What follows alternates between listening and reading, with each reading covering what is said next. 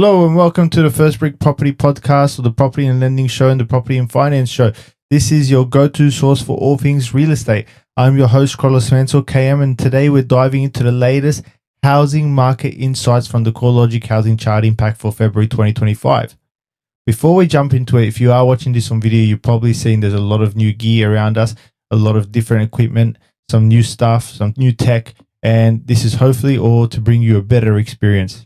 But we are just trying to figure out how to adjust our bodies, as you can probably see on the camera right now, me playing around with my arms, trying to figure out where we're supposed to sit and how we're supposed to operate with this thing, this microphone right in your face. So it's all very new. So hopefully the audio comes out quite nicely for you all. We're always trying to better our production so we can present the best show for everyone. Like I mentioned, that today's episode is going to be diving into the latest housing market insights. And so what we're going to be doing on the podcast moving forward is have some different kind of episodes. And so this one we're going to call our newscast or news episode, where it's just going to be me and a microphone, and we're just going to be talking about some things going on in the news or some real estate updates and trends and just some little quick episodes so you don't have to wait too long between episodes until we can get you some really cool guests and different topics. And this way you still will be up to date with everything going on in the real estate market. So today, like I mentioned, again, we're going to be talking about the CoreLogic Housing Chart Pack for 2025. And so this is, whether you're an investor or a first home buyer, or you're just someone who loves keeping an eye on the property market, this is the episode for you. And of course, we haven't recorded an episode in a little while, but we're back. And like I said, we've got this new equipment, new gear, podcast, microphones, this big podcast audio kit in front of me with a bunch of buttons and colors. And to be honest, the audio, the recording thing that I'm looking at right now is flashing, and I don't really know what that means. So I'm hoping that the recording is all going to get saved by the end of this. But yeah, we've got some nice soundproofing and whatnot. So hopefully this sound comes out really good.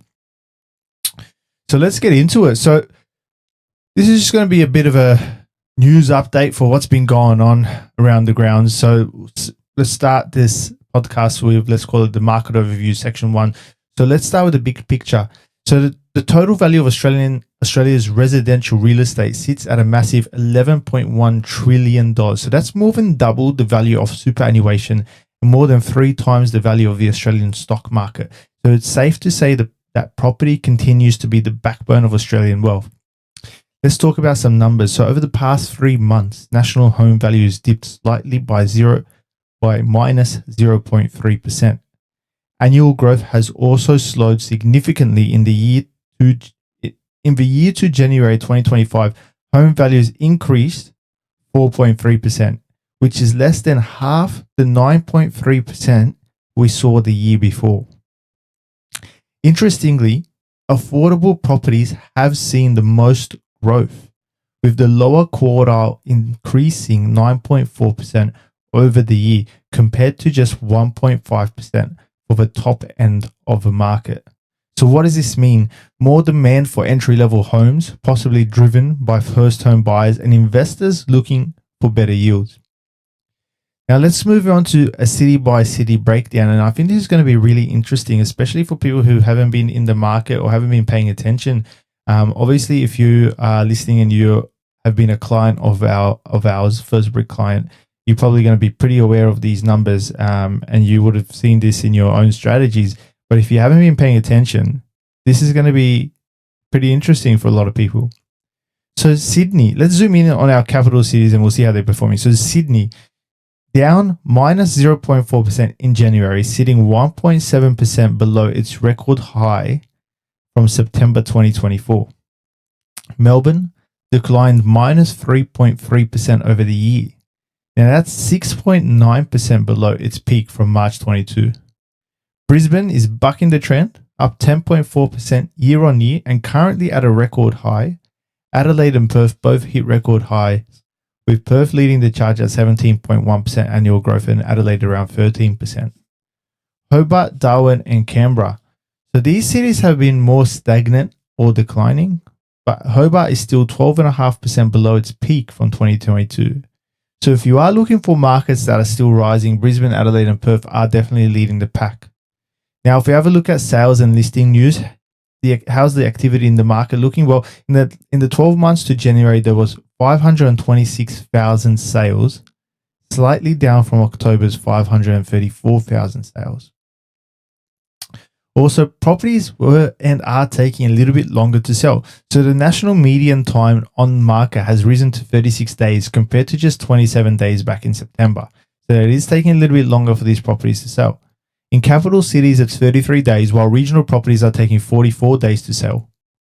So if you're selling, you may need to be a little bit more patient. And if you are buying and you're in these markets where it's a little bit slower, you may have a little bit more time to get yourself sorted.